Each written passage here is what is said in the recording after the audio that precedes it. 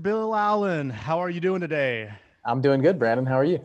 I'm doing great. And you were referred to me from one of my friends, Patrick Miller, and he told me a lot about you. But then I started researching you today, and last night, and I was like, "Holy cow, this is mind blowing! Like you've done so much already in what 5 or 6 years? Is that right?"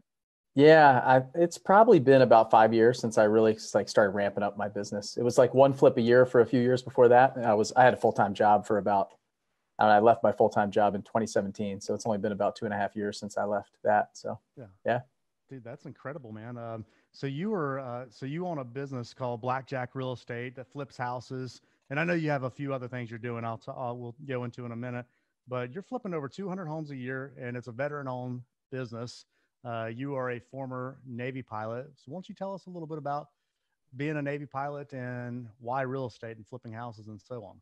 Yeah. Let me caveat that, because when people Sure. hear 200 flips, they think like we're actually buying, renovate, and reselling 200 houses a year, which we're not. So we're mainly wholesalers. We probably do about 80% wholesaling and about 20% flips. So we'll actually Right. renovate and resell about, anywhere from 25 to 20%, something like that. So a lot of those deals are wholesale deals where we're just turning the contract. But I was a Navy pilot. So man, 2003 is when I got commissioned in the Navy. And I was an engineering background, and I flew helicopters and airplanes for the Navy. Just travel. I probably moved 15 times in 17 years when I was in the military. So I was moving anywhere from 9 months to a year. And I had a CO that said, I bought a house at every duty station. I never lost money, a commanding officer. So I said, oh, maybe I'll just buy a house everywhere I go. So I'd kind of buy a house, fix it up a little bit, live in it, and then rent it out when I left. So that was kind of my goal, to get to like 10 rental properties, cash flowing, making like 10,000 a year. And there's my 100 grand a year. And I was just going to stop at that. So in my mind, that's what it was. But got to travel all around the world. I lived in England for a year. I was a test pilot for the Navy in Pax River for a few years. I've been a flight instructor in airplanes. I still do that part-time as a reservist. So I've done all kinds of stuff, but real estate was always kind of in the back of my mind. But I worked for the man for a long time, and I had no idea what it was like to own your own business. So that's kind of the background there on flying and that kind of stuff. Yeah, yeah. A little fairy told me that you almost crashed a helicopter, or didn't crash a helicopter in test pilot school. Yeah. Tell me a little bit about that. That sounds like an interesting story, and I love interesting stories.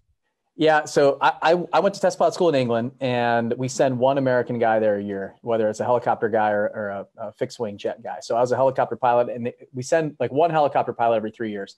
And we do it at test pilot school. They let you test like the outside of the envelope when you're flying helicopter. And we have flight test engineers that fly with us.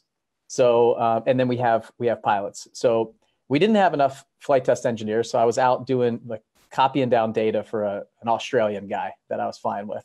And I was the only American there. We had a lot of British guys. We had Australian guys. We had people from Germany and Switzerland and France and all over the world that come to the school. And we were flying these auto rotations. So we shut the engine down and we take it to the ground. And I was just sitting there, and you never really fly with another student, right? Another pilot. Usually it's me and an engineer. So this pilot's flying, and I said, and he's a buddy of mine. We're all friends. We all hang out. We all like have beers together on the weekends, and we work hard and we do projects together. So I said, hey man, that was a little bit lower than I usually flare the helicopter. And he goes, yeah. It's like, that's just kind of my style. So we flew. That was the first one he did, and then we flew probably 30 more of these. And then the winds changed, and we moved over to the other runway. And he comes in and he just smashes the tail into the ground.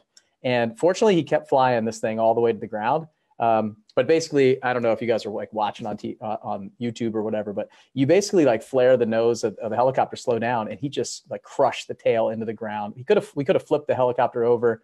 He slid it on, did a great job. And then he looks over at me and he goes, that was a little bit low. I said, yeah. And so I said, shut it down. I got out and looked at it, and we just completely destroyed the helicopter. Fortunately, we walked away from it. And the British way of doing things is way different than the American way. They would have made me pee in a cup in the US. They would have stopped me from flying for 3 or 4 days. Basically, they picked me up in a pickup truck, drove me back up, and it was at our base. They drove me back up to the shop and said, hey, you're late for a check ride in another helicopter. What the hell's wrong with you? And so they ran me to another flight, and I just kept going. So that was it. The helicopter was gone. I don't know if they fixed it or not. They would have to tell me after the next year, but yeah, we crashed it. It's pretty bad. That's awesome. Well, let me ask you this. How old are you, Bill? I'm 39. I'll be 40 this year. Okay. So you're right around the same age as me. I'll be 38 this year. Been doing this for 17 years. And I think, you've like gone right past me from what I've researched here. I mean, you've got so much under your umbrella. There's so much here to talk about, but before we get there, I always like to bring a good story and bring it around full circle. So we know where you came from. So we know who you are, where you are in your head mentally, and where you're going. And then we'll grow in all of your business and so on and so forth, and promote anything you want to promote. But why don't you tell us a little bit about us, about you, your background and things like that, prior to the Navy? Yeah. So, it's interesting. Before the Navy, I moved around coast to coast. My dad was on submarines. So I feel like my dad was an engineer. He wanted me to go join the Navy. That was kind of his push, like go do something, be something. And I rebelled a little bit when I was younger. I didn't want to kind of follow the status quo, but I was an athlete. So I played soccer. I wrestled at a really high level. I was going to go play soccer in college. I decided to go the Navy route. I still played soccer, but not at a high level D1 school with all the scholarships that were coming.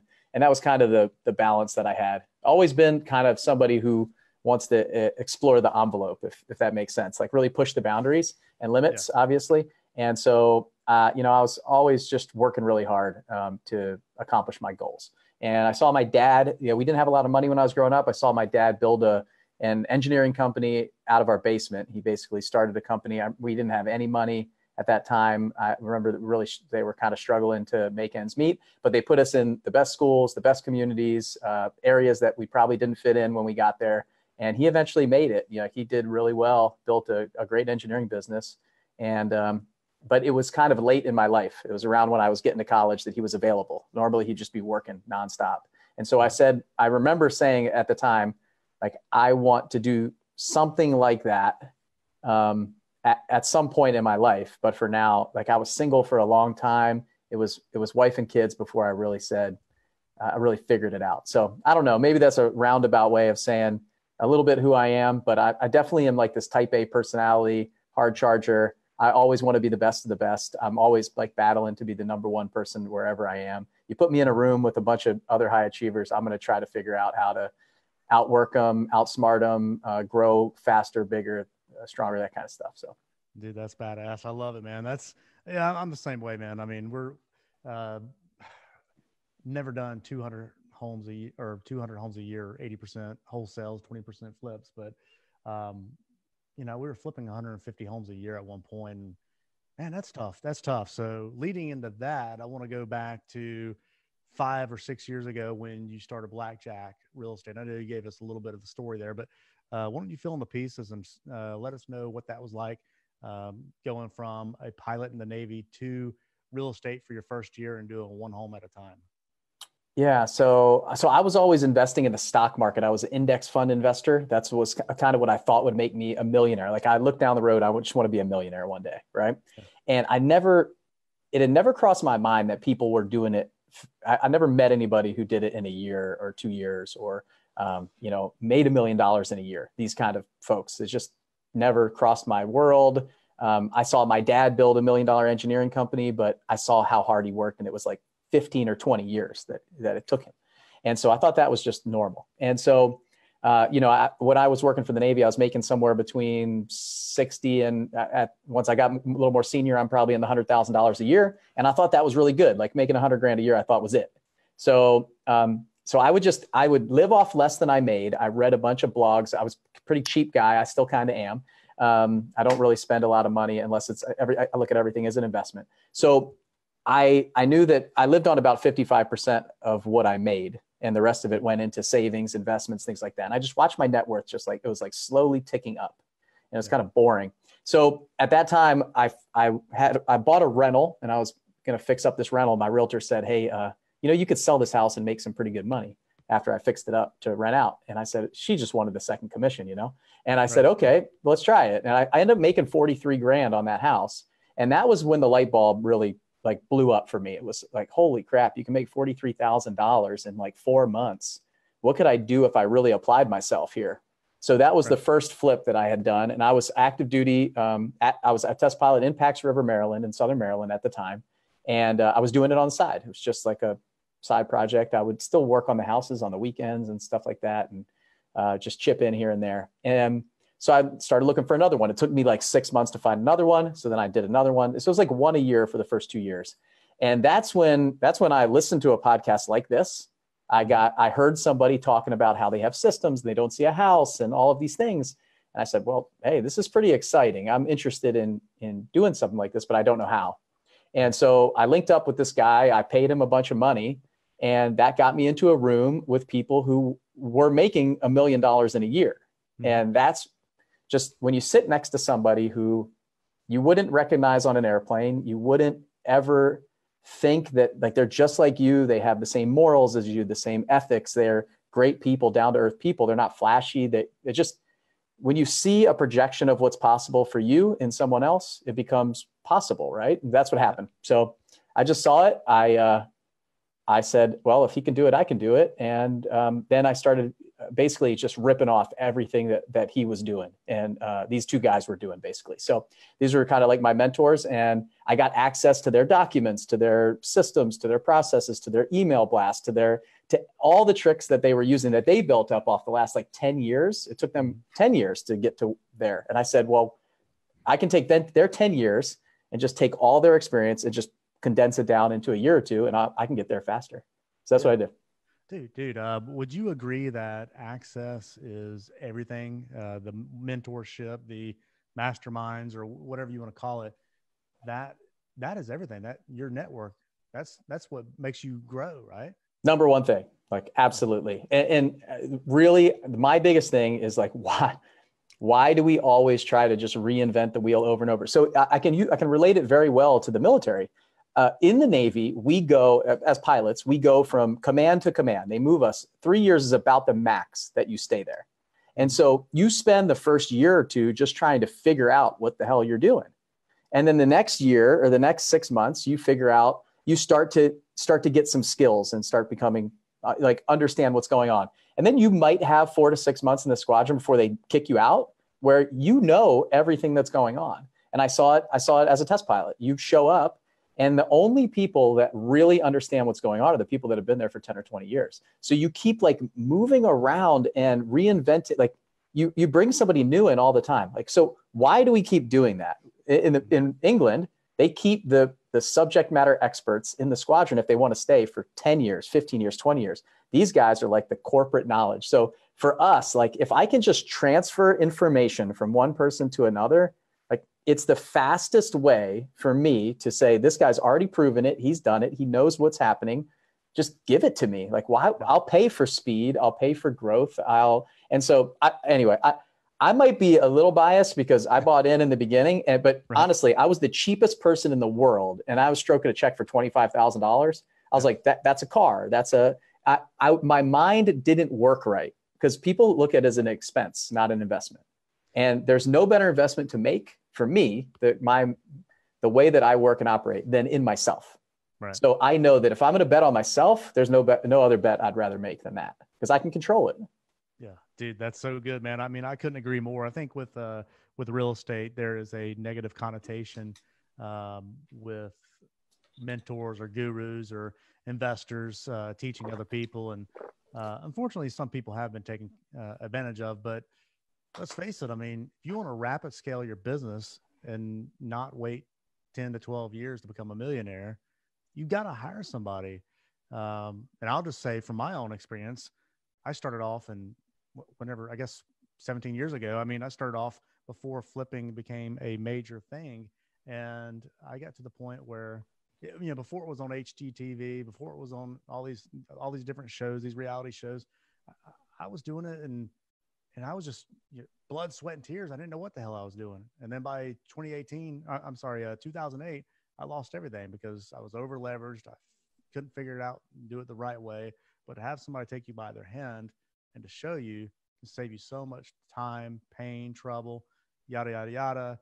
Uh, Dude, I mean, it just makes you craft your skill so much more quicker, which I'm sure that's why you're teaching and training as well. But um, Well, I think, so I think there's a reason there in any industry, there's the people who are really good that you should listen to. And there's the people who are going to take your money. Like, it doesn't matter what it is. You can use any industry. This is going to happen. So like my biggest thing when I talk to people about this is find the people that you resonate with, find that person, find the person that, you can trust, find the person that like when I was sitting next to that guy, some people are not going to be attracted to that, like what he's saying and what he's doing, how he carries himself. They might want to drive Lamborghinis and Ferraris and flashy stuff, and they wouldn't necessarily be attracted to that. So there's somebody for everybody. But what I will say is there's a lot of people out there that are they're just looking at it as money instead of looking at it as like impacting people. The biggest thing for me, like the reason why I do it and give back to other people, and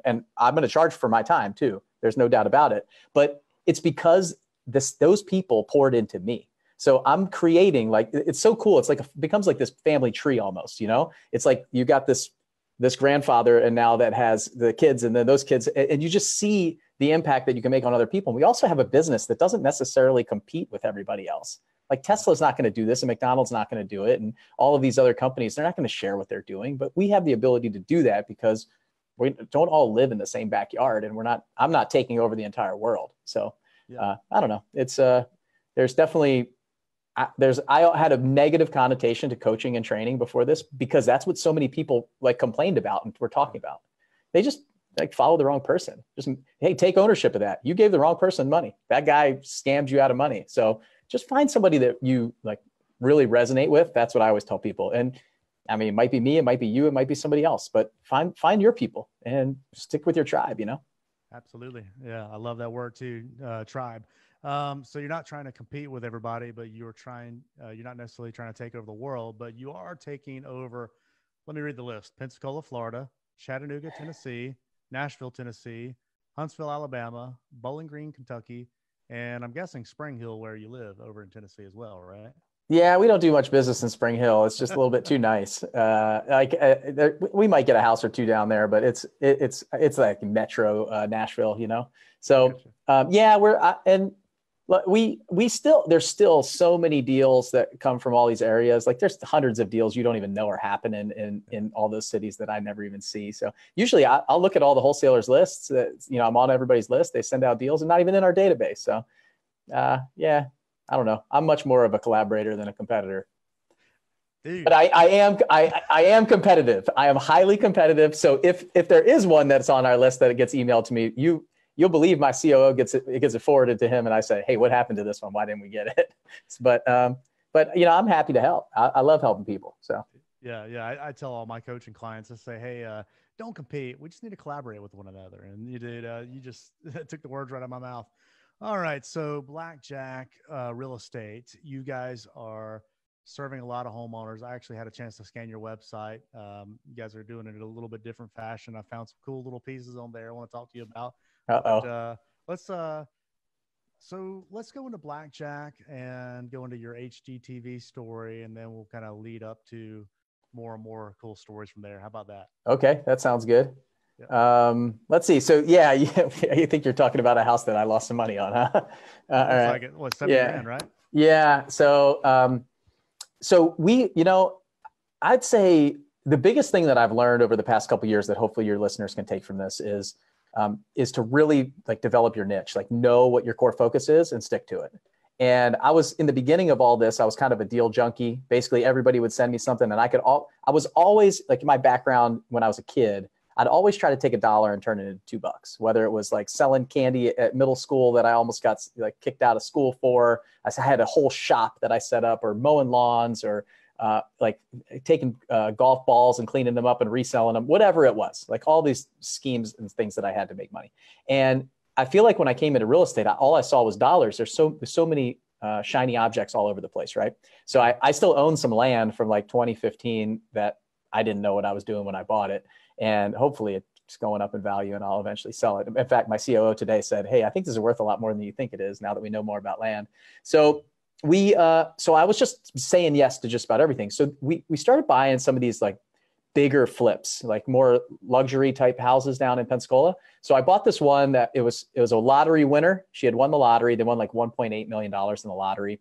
And it like seriously won the lottery like 9 months before they're trying to sell this house back to me. They dumped like $400,000 in renovation to this house, but it was all like a bunch of junk, like expensive tile, LED lights that were flashing, and sound systems and stuff that added no value to the house. Right? It just wasn't increasing the value. It was more like making it on MTV Cribs or something. So, so I went there and they held a note. I got a second lender to come in to handle the second, and they just needed to pay their taxes. They had like $500,000 in tax to pay. So, we ended up buying the house. It is a really long story. These people tried to sell the note to somebody else. I said, no, they're selling it at a discount. I brought a buddy of mine in to buy it at a discount. So their note was like $450. They wanted to sell it for $400. He bought it. So a $50,000 discount on a note. So instant 50 grand. So anyway, we fixed it up a little bit. It was just supposed to be a clean out, put it back on the MLS, but it's a really high price point down in Pensacola. Not a lot of people that are looking at houses that size. It was on HGTV. It was on Beach Hunters. So it was one of the 3 houses that we've had 2 houses down there. Neither one of them did too well in the luxury area. And so there was a railroad track that ran by the water there, not far from the house. I thought the house and the beachfront and the dock and everything that we had was be fine, but that was the big turnoff to that house. And I even had a lender come in and say, he's a guy he's in Atlanta. He's a buddy of mine. And he said, I'm not going to lend on this house because of the railroad tracks. He's been in real estate for probably 20 years. He's a realtor, flips a lot of houses, builds new houses. And just said to me, I'm not interested, but I'll do the one down the street. I said, all right. And so that should have been my first red flag. Anyway, sat on the market. We did the inspection. I had to do a little bit more work to clean up some wood rot that we didn't find because we didn't do we didn't pull off the siding or anything. Ended up losing 70 grand on this house. And I learned a valuable lesson. Fortunately, we're doing like 150,000 a month then. So I didn't feel it that much because we still had some other deals that helped out that month. I was in the red on the P&L that month for sure. But my lenders made $50,000, which to me, was the biggest story that I have coming out of this is you take care of your people, they'll continue to invest money with you.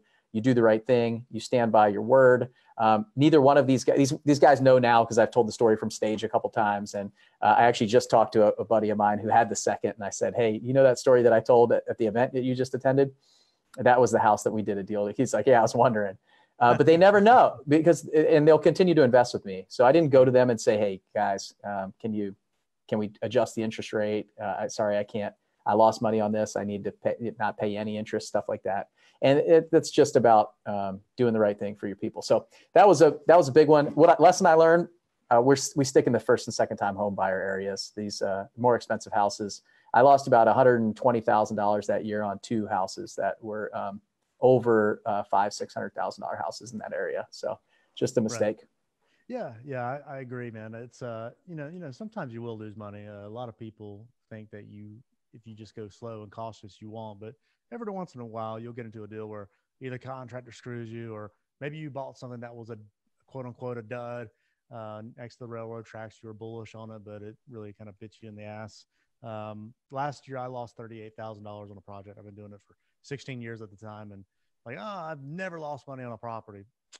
Yeah, it finally came back to bite me because I was running about 20 projects at a time, not really overseeing the property. I don't have a COO, so I'm the one going out every 2 weeks. And long story short, snake bit me. So, and my lenders never knew which property it was, and I'm gonna always pay them. I'm not gonna, I will say this, going back to 2008 and kind of similar times, I guess. Hopefully, we're not leading ourselves into, but if you don't take care of your lenders, you're done for a few years. Yeah.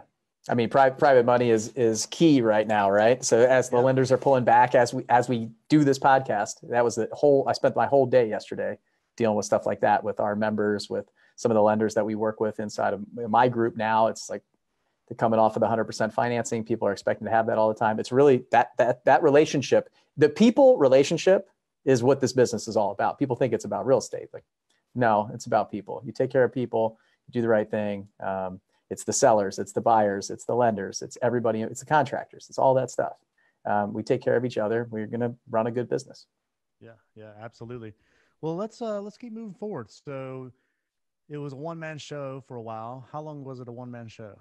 Actually, the second that I joined that mastermind group, I said, I never want to hire anybody. I'm scared to hire somebody. I still remember this conversation with my mentor. I said, nope. I realize that you have like 15 people working for you. I don't want to be responsible for anybody. Don't want to put food on their table. And in fact, my goals weren't very big then. I wanted to flip 12 houses a year, make $30,000 a house. And so that'd be 360 grand on the side while I was still flying, making 100,000 with the Navy. So that was my kind of goal. And he just looked at me and said, well, you tell me how that's possible. You're doing one a year right now and struggling. So how are you going to do it without other people? So think about what you want to do and think about what your goals really are. And so I came off that call, and about a week later, I said, all right, I'm in. Just tell me what to do. And so I was going to do a bunch of marketing and kind of start my own marketing process. And I couldn't answer the phone because I was flying all day. I was working about 10 to 12 hours a day, every day, 5 days a week for the Navy then, and one weekend a month. So I hired somebody the first day. I hired somebody before I sent my first mail pieces out. And so it was always me and somebody else from the beginning of that. I had tried to do it myself for about 4 months before that, before I hired somebody to help me, a mentor. And I no fruit from that labor, I'll tell you that. Because that was the time where people were still sending to voicemail or answering live. There was kind of this debate then about 5 years ago where a lot of the people that I knew in my mastermind group that I joined that were still sending people to voicemail. And there were people kind of split testing that and saying, look, when we're talking to the person on the phone live, we're converting at a much higher rate and we'll be able to get them on the phone. So I said, all right, I'm going all in with that concept. Paid a lady $500 a week to answer my phones. So $2,000 of my $5,000 budget was a person. So that we did that my first year. I started that first year, and then it took me 4.5 months to put my first wholesale deal money in the bank. So I spent money for 4.5 months. I spent about 23 grand of my $30,000 like budget that I was spending for the first 6 months before I put $1 in the bank. So most people will quit after 2 or 3 months. I see it happen time and time again. And so it was her and I for a while. And then I hired a acquisitions person, a salesperson to come in and help me because I wasn't able to go on the appointments full time because I had a full-time job. And so I was like cherry picking all the deals, like the stuff that sounded good on the phone is all I would go to. And when she came in, she blew it up. She started dropping contracts left and right from stuff that didn't sound motivated on the phone. She just go on appointments to practice, go out. And so we had about four people and me at the end of that first year. I hired a transaction coordinator, somebody to do the deal with the sellers and the buyers and the title companies. And then it was just one title company at that time. And then at the end of the year, I hired somebody to sell the contracts. That was the last thing that I gave up. The thing I really thought I was best at, that business to business sales, which I love to do. And then I kept the marketing. I kept the marketing for like 3 years until my COO came in. And then we have a chief marketing officer in the company now. So tell us about your COO. What does he do? And, how does that free up your time so that you can do what you're designed to do? Yeah, he does everything. So he was like, in the beginning, he came in about 2.5 years ago. So let's see, this is 2020. It was the beginning of 2018. So we started 2018 together. And he left a corporate job where he was making really good money working for Nissan. And he came in and just took over the team. And so for me, I was spinning a lot of plates. Like everything was going through me, and everybody looked to me for the answers. And I needed somebody who could manage the process and the people. And I could kind of do some of the visionary stuff. Like if we want to do bigger things, big relationships, big projects, raise money, that kind of stuff. I was dropping that for more detailed things. So he came in and he started like shuffling around the team. So just digging into all the inefficiencies. Like when you build a company and a business, you think that everything's great. You bring somebody else in to analyze it, who's a high level thinker like you. Oh, we had a lot of problems. So we turned over. We actually don't have a single person in the company with us now that was with us then. So Wow. Yeah, we had 120% turnover that first year. So everybody that was with us in the beginning wasn't with us, and 20% of the people that we hired that year didn't make it either. It was a big culture change that we did together. We built out our core values. We built out EOS, so Gino Wickman's book Traction. We actually implemented. That was his first job, was to implement that, and we were loosely operating off of it, but there was no accountability when it was just me. So he came in. He runs everything now. So him and I meet for about 2 hours every other week. And that's pretty much all the time that I spend there. But now we're meeting a little bit more now. We're going to meet once a week for sure. If not, talk a little bit more on the phone, just as things are changing in the marketplace right now. I'll be a little bit more involved than I was. The last year, I really wasn't involved much at all. Yeah. Yeah. And that didn't happen overnight, by the way. So if anybody's listening, like, oh, I just got to hire a COO. It was about 6 to 8 months, probably 8 months of us meetings and working together every day that year of 2018. 2018, yeah. We were like attached to the hip to each other. Yeah. Well, leading up to, before we go into some other cool things here, it's March 24th as of the date of this podcast. This will probably come out in 2 or 3 weeks from now. The March 24th, 2020, what do you feel like this environment, the coronavirus environment, is doing to real estate in the nation? I think the biggest thing for me is I've never been somebody who's going to like pontificate of what I think is going to happen of like real estate markets or stock markets, because I honestly don't know. There's a couple things that I do know. I know that there's a lot of uncertainty and people are scared and feeling uncomfortable. And what that does is it makes people pull back and start saying, I don't like the way this feels. And when lenders start to pull back, then your flippers start saying, oh, hey, I need to start reevaluating this. And I mean, I've even got some people saying now that when they look, like now I'm running comps based on the last 3 months, but I even won't run my comps based on the last 3 months because I don't know what the next 3 months are going to bring.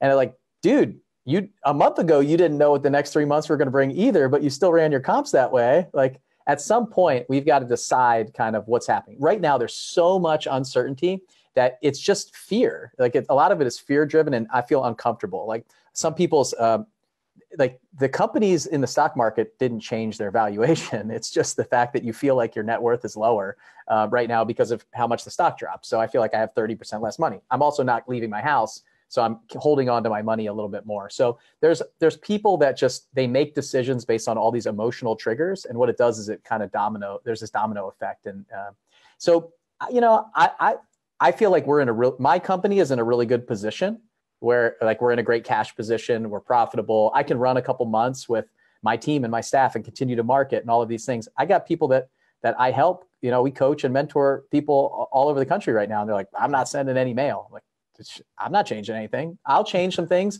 when I start seeing an effect personally on what's happening. We're not getting as many contracts. People aren't buying. But what I tend to do is I'm just going to keep going until I'm proven differently. And then I'll make an adjustment based on that.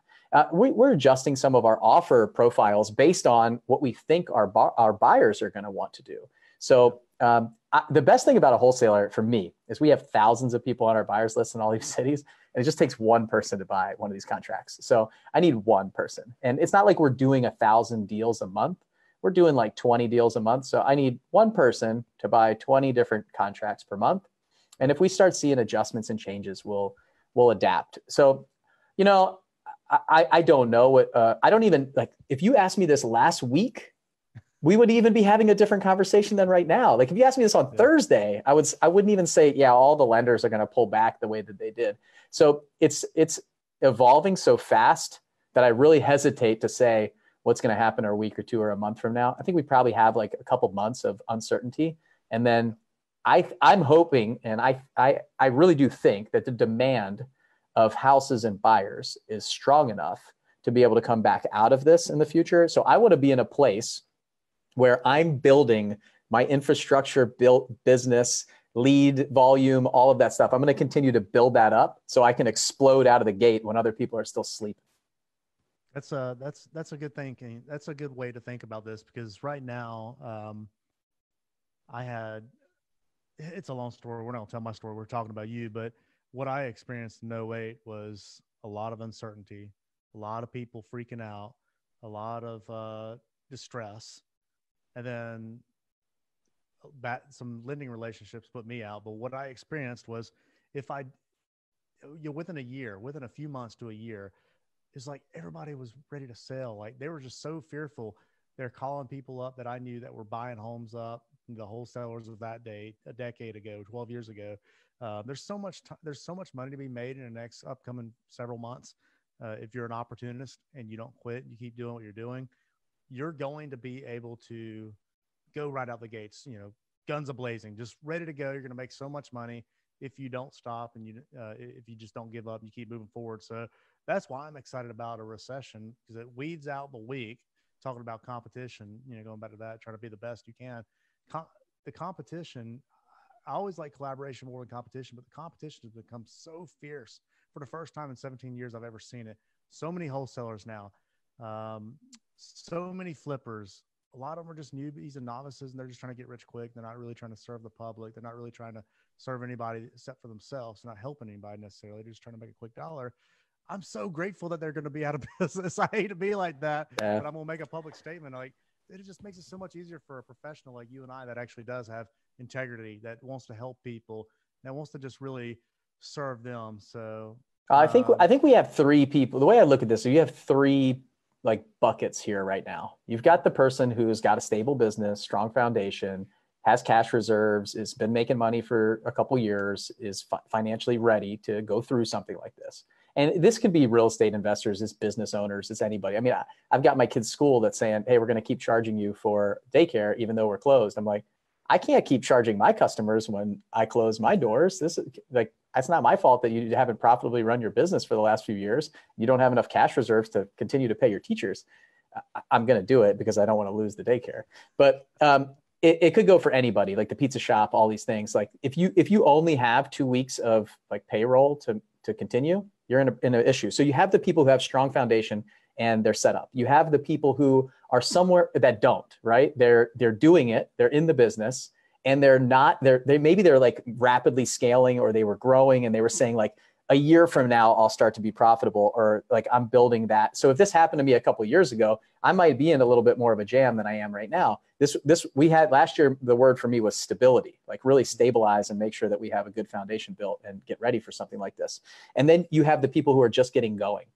And so I think that like bucket one and bucket three are in the best place to make the opportunity. So if you think of like the stock market, that when the prices drop right now, and I got this, like, I'm going to jump in right now. Like there's no better time to jump in right now. So the people who are like sitting on the sidelines, full-time job, maybe they get fired or something like that, like, or they want to move into another avenue, this is probably like the best time to start educating yourself and then jump into real estate. And then the people who are already in there, like having a great business that can withstand this, and they already have the infrastructure that can come out of the gate really strong, they're going to be killing it. The people who are jumping in, they can start learning in an area where hopefully we have an upward trend from here. The people in the middle are the people who are going to get squeezed and crushed. And I feel bad for them, because there's a lot of the people that we work with right now. There's a lot of people that are out there, and there are some people who are just jumping in and being stupid, and they just don't belong there. I mean, we're professionals. It's a full-time job for me. This is a full-time job for you. This is what we do, and this is what we've done.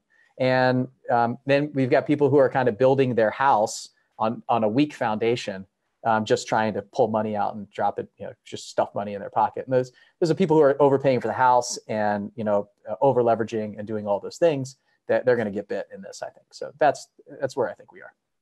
Right. I completely agree. I'm going to start spitting off different names, and I want you to just tell me your thoughts.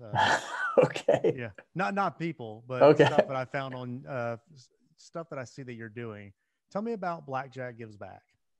Okay. Yeah. So I'm a military veteran. Obviously, I still fly for the reserves. I'm in my 18th year of service. I did almost 15 years of active duty, and this is my 3rd year in the reserve. So we wanted to do something. My COO is a former police officer too. So, and then a couple of people that work for me, either they were military or their spouses are military. And so, I have a passion for veterans, obviously. So what we said like a year ago, we said, maybe it was almost like a year and a half ago, we said, we want to figure out how can we, if we're going to do 100 houses or 200 houses a year, like how can we take one and give it away?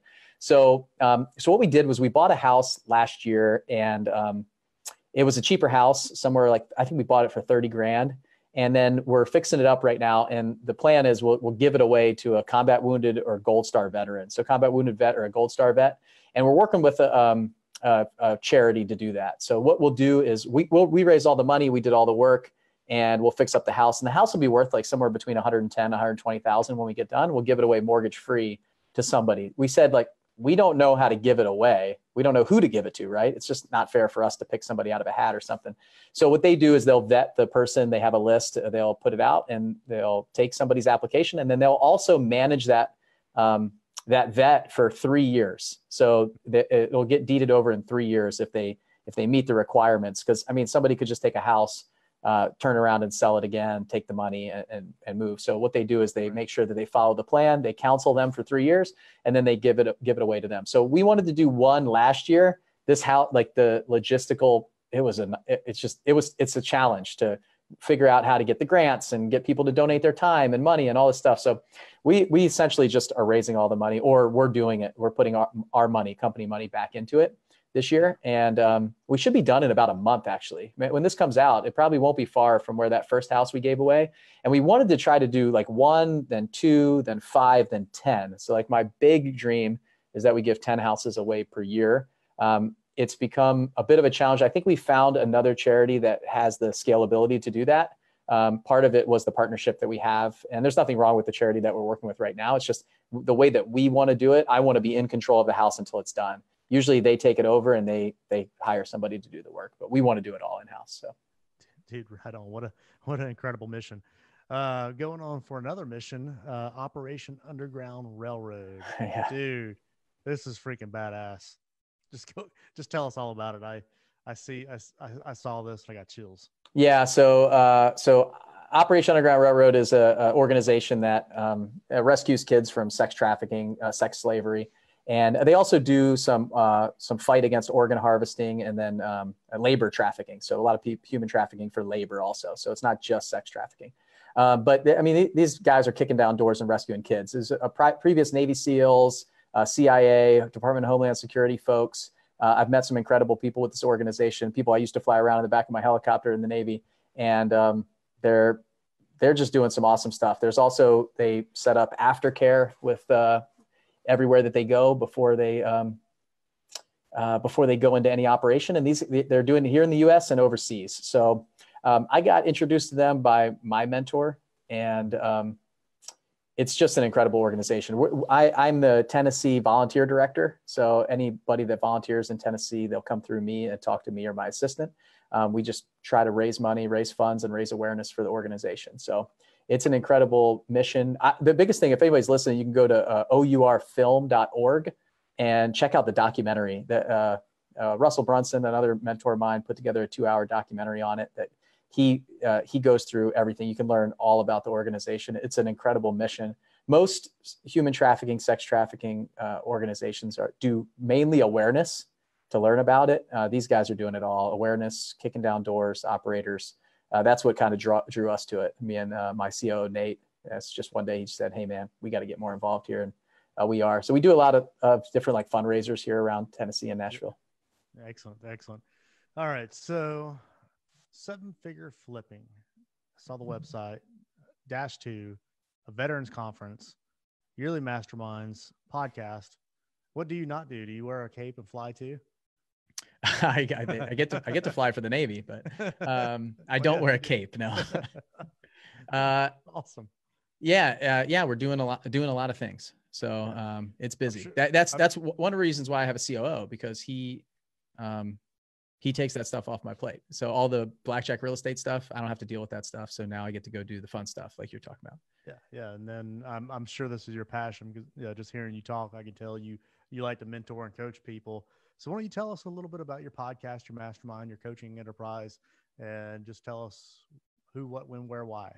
Sure. So 7-figure flipping was the organization that I joined 5 years ago. So I paid $25,000 to join that mastermind group. Okay. for 2 years, I was a paying member. And then the owner of the mastermind asked me to come in and help like coach and mentor some people because I had blown up my business the way I did. We pretty much got to $1 million run rate in the first like eight or 9 months. And so I did that. And then I became the COO of the company. And that's really that was the main catalyst to bring Nate, my COO, over to Blackjack because I needed some time. So I came out of there, started running the company for him. And then he said, "Hey, I'm getting burned out on this. I'm ready to kind of retire. Would you be interested in buying the company?" And about 9 or 10 months ago, I said, "Yeah." At first I was like, "There's no way. I'm not interested. It's too much." And then I saw what I thought was going to happen to the organization. I wasn't sure what would happen to all of our members and the people that I brought in. Like I was one of the salespeople too. I would recruit is probably the wrong word. I would like bring people in. I would refer people, and anybody who referred anybody, I would get on the phone with them and talk about my story and stuff and how it's changed my life. And so I said, "Okay, yeah, I'm ready to carry the torch for you. I'm interested. I'll explore this." So we came up with it, and so I bought the company. And we have a bunch of events that we do. We have 2 different programs and mastermind meetings. We have a big event called Flip Hacking Live. It's like our huge event that we do every year. This year it's in Orlando in October. Last year we had about 650 people there. This year we're shooting for like 1,000 to 1,200 is the goal. So yeah, that's where I spend pretty much all my time now, 40, 50 hours a week doing that. It's fun. I love doing that. There's nothing better than seeing somebody like I'm doing these. I got the podcast called 7 Figure Flipping Podcast. When I'm doing some interviews right now about people who get some of our members in our 7 Figure Runway group that are getting their first deal. They've done their first deal. It's like, I'm going back in time 5 years. They're doing backflips in their living room when they get this contract signed. They're just telling me these stories. Just so cool to hear that and relive through that. And it gives you a lot of perspective in what you take for granted now after doing, hundreds and hundreds of deals. So it's cool. That's awesome. You may have touched down on this, but what is Dash 2? Oh, Dash 2 is an event that we did to help people who are looking to hire a COO. Okay. So Nate and I did a 2-day conference here in Nashville this year, and it was a lot of some of our members. It was people outside of our community who are looking to figure out how to remove themselves from their business. And so it was basically like, how do you hire, train, and onboard a COO for your company to remove yourself? So higher level folks, we had about 30 people that came. And really, it was me and Nate talking about our relationship, how you find somebody, what kind of ad to put up, what you're looking for. And then it became a lot of the questions people ask is like that hiring and training and managing also passed on over to their staff too, talking about their leadership team and things like that. So we talked a lot about hiring. That was it. It was the first time we did it, and we'll probably do it again. With everything that's happened, having a meeting like that and stuff. But we're kind of like waiting for the demand signal to say, do it again. It's a little bit more of the passion thing for Nate. He really enjoyed doing it, and it was his time to shine. That was like his conference, putting it together, setting it up. It was the Nate Johnson show. So it was really cool to watch him do all that, and everybody that was there just blown away. So it was cool. It was fun. So Dash 2 being, if you're a military aviator, it's a lead aircraft and a wing aircraft, like the CEO and COO. So it's what we kind of called it, like this your wingman. All right. Right on. Well, I need to listen to your podcast. I am looking forward to listening to that. I have not listened to it yet, but so what was the name of your Flip Hacking Live? Was that the name of it? In October is when you're doing your Yeah. Flip Hacking Live is it's a great event. I'd highly recommend. I mean, the biggest thing that we do there is we bring people on stage. It's 3 days. And we leave it all on the table. It's like, let me show you how to do it. So people, buy a ticket and they'll leave with everything that they need to ramp up their business. Everybody on the stage is running a 7-figure business or above. That's really awesome. Cool. Last year, one of our guys showed people how to flip a house in 7 days, and he just got done flipping 4 houses in 7 days. So 4 houses, there were 2 duplexes next to each other. He just got done in 7 days on the market right now. Yeah. So. What is one of the things they do? Like model the masters, take pictures out of the MLS, tell your contractors to make it look just like this. Doesn't matter what the tile or this or that looks like. Just make it look as close to this as you can. You should see. You should see what you should see what he did. He's got 25 subs in there at one time. He got a container a cargo container on the driveway with all the materials in there and everything. It's amazing what they do. And it's a full $30,000 to $40,000 rehab per house. It's insane. That's impressive. That's pretty cool. My former business partner and I, we almost had a TV show with Tom. I think it was Tom Foreman, the executive creator of, oh gosh, some kind of reality show called Extreme Home Makeover back in the day. So we flew down to California and got to be guest with him, and then he came back here and put a TV show in Kennesaw, Georgia, with Holmes, the reddish balding guy on HGTV. Oh yeah. And I was on one of those shows where they had 25. We weren't on the show, but we were on set where they had like 25 subs on top of each other. It's like mind blowing. Wow. I can't believe it. It's so awesome, man. Well, we're gonna make a mini series out of his. I sent my videographer, and maybe I'm giving it away to everybody. We're gonna make a mini series on what he did. So it's gonna be cool. Dude, so we'll do it in house though. Nobody's getting the rights to that thing. We can create our own HGTV channel. Heck yeah, man. So, everything's available right now. What's your favorite thing that you do out of everything that you have your hands tied to? What is your most favorite thing that you are most passionate about? Like in work side. Yeah. I think I love this, like really like sharing stories and telling stories about primarily leadership, like right. Building a team and leading people and just motivating people to take action. I think that the best thing that we could possibly do is motivate somebody to take an action, because that's the hardest thing that people struggle with is taking that step. And then once they take that first step, then you can walk. Right. So I think like just sharing stories and talking to people and meeting new people and stuff. So. Right. That's cool, man. Well, let's just end with some rapid fire questions. That's how most people, into podcasts. So why not? Why try to reinvent the wheel? Yeah. Talking about passion. What are you most passionate about outside of work? Flying. I got a little airplane, 6-seater for me and my family. And I love taking my 5-year-old out flying and just getting up in the air. It's awesome. Yeah, you have a 5-year-old boy or girl?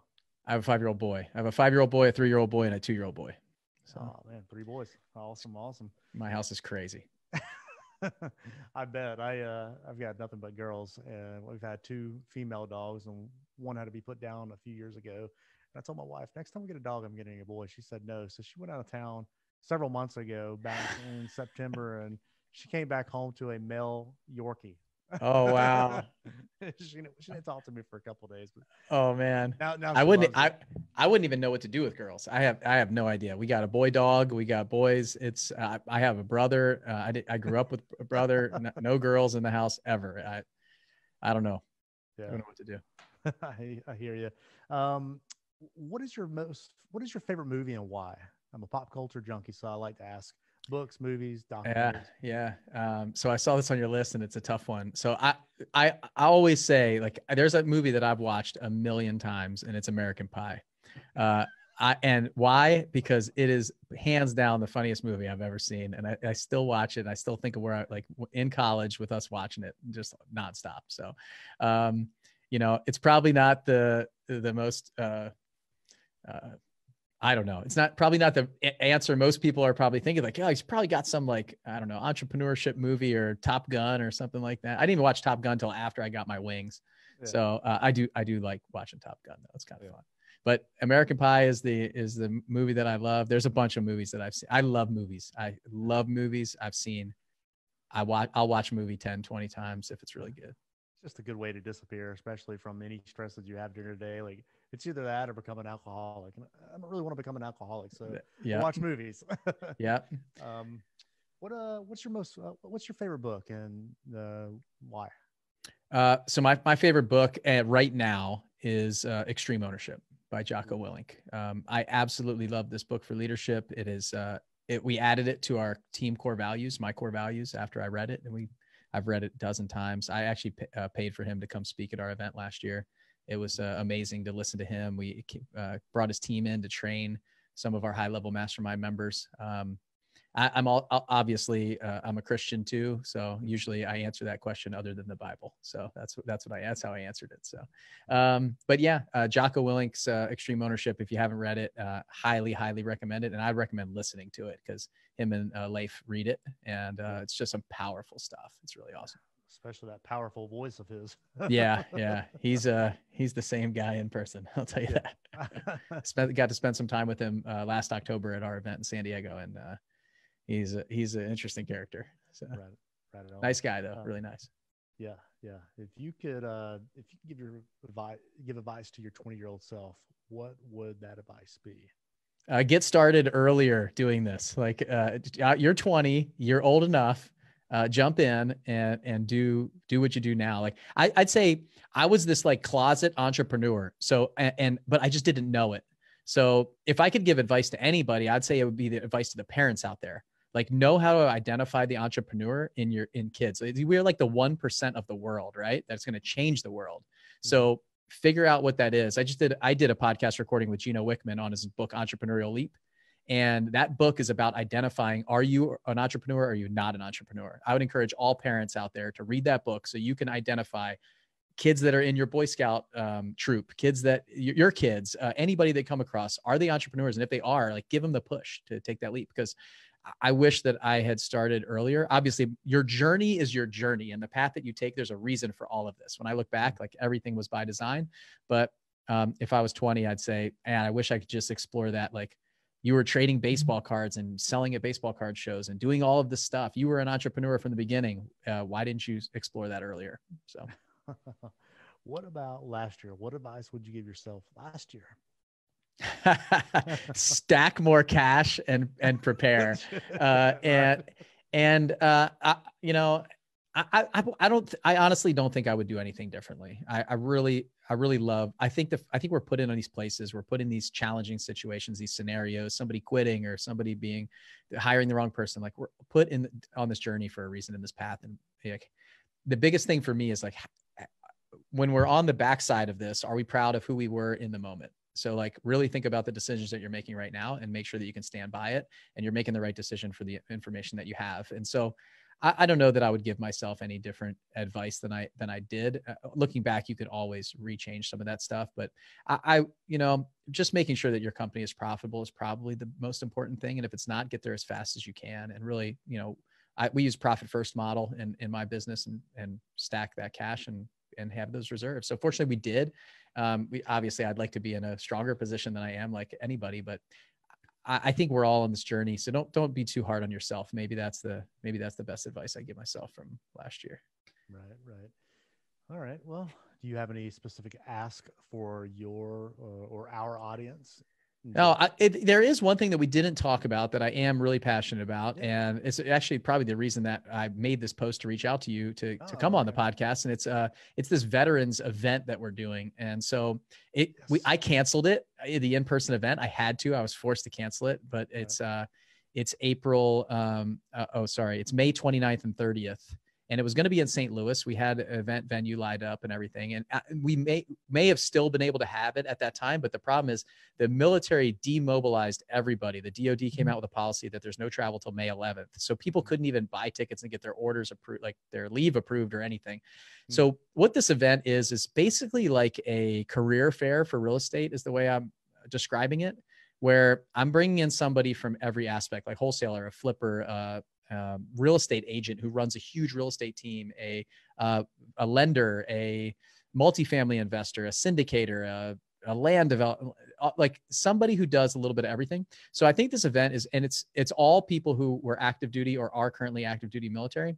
And we're talking primarily to the military folks, but it's really for anybody who wants to like learn a niche and see like what about that person. Like as a wholesaler, I know the skills that are needed to be a wholesaler. If you have this is the area you should go. If you don't have this, you're probably not going to be that good at it.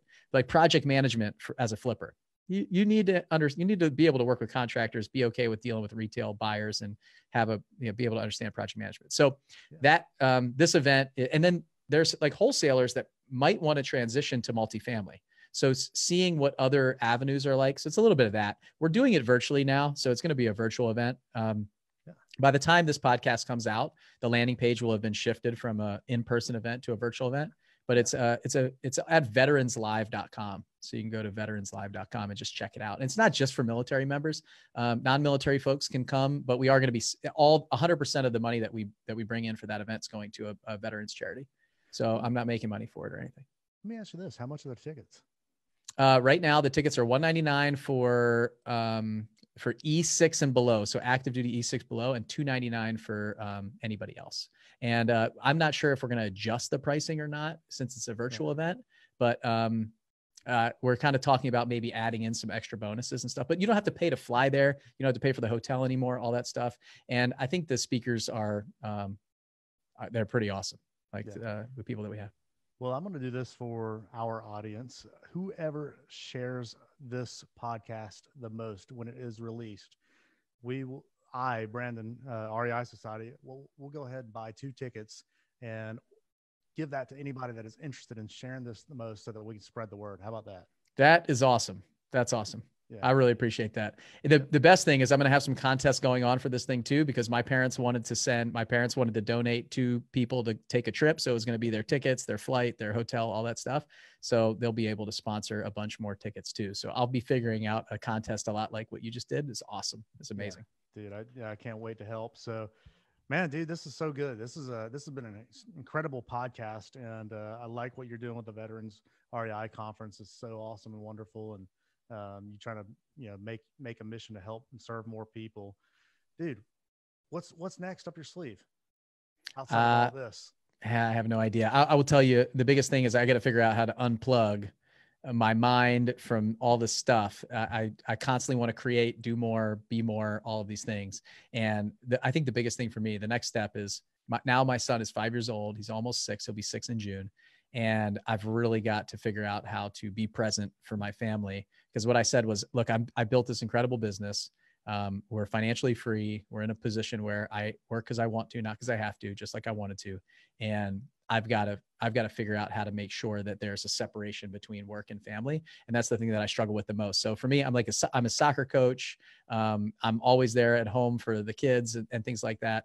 But just simplifying things and getting clear on what I'm going to do. I don't think I need to, I got to learn how to say no sometimes. So I just build. And the next thing is to hire a COO for 7-figure flipping and be able to pull myself out of that a little bit more and then be able to work on the next thing. I do have one more thing that I'm working on that could be really huge outside of the real estate space. But I'll hopefully talk about that in like 6 months once I got the right people on board and the patent's all done. We have a patent pending on it, so we'll see what happens. That's going to be exciting. So when that rolls out, I'll talk more about it. Yeah. We'll have to bring you back for round 2. Yeah. So last question. I know you've thrown in a couple of websites here and there, but where can people find you on the social and webs? How about that? Yeah. 7-figure flipping is probably the best place. 7figureflipping.com's got like all the stuff that we do. We didn't put the veterans event on there, but same thing on like Facebook and Instagram. I think it's at 7figureflipping.com or at 7figureflipping, something like that. The number 7. So that's probably the best place. And yeah, I hang out at all those events that we do. So the Flip Hacking Live's on there. That's probably the best event to come and like see. We were going to be in Atlanta actually April 17th and 18th. I just had to cancel that event. So our mastermind meeting was in Atlanta, April 17th and 18th. And that's going virtual too now. So our next event is in July for our mastermind members in Chicago. And then October, we're down. And the October event is so great because anybody can come. It's not like you don't have to pay $25,000 to join the mastermind to come to the event. It's like $650. It's in Orlando, big resort. We do all kinds of stuff. We bring in awesome speakers. I've got a couple like paid motivational speakers that come in, and then the rest of people that speak are just like 20 speakers that are doing this business right now. That it's not, they're not selling stuff. They're coming on stage. They're part of our community. They're just delivering the goods. I tell them not to hold anything back. If you're going to speak on our stage, you hold nothing back. It's not like go to this website and check it out, like a opt-in pages or anything. It's just like give it. If you're going to be on my stage, you got to give the goods. So it's cool. That's awesome. A good event. Yeah. Excellent. Well, I still can't wait to help you share your mission with the Veterans REI conference. And Guys, everybody listening to this, share, share, share. Let's give away 2 free tickets. Let's help this man with his mission. Bill, thank you so much for, taking your time and being here today. Yeah, thanks for having me on. I had a good time. This was good. You asked me some questions, and we talked about some stuff I've never talked about before. So that's it's pretty rare when you come on some of these podcasts and stuff. So I had a lot of fun. Thanks. Awesome, man. I can't wait to talk to you again for round 2. Take care, man. All right, Brandon. See ya.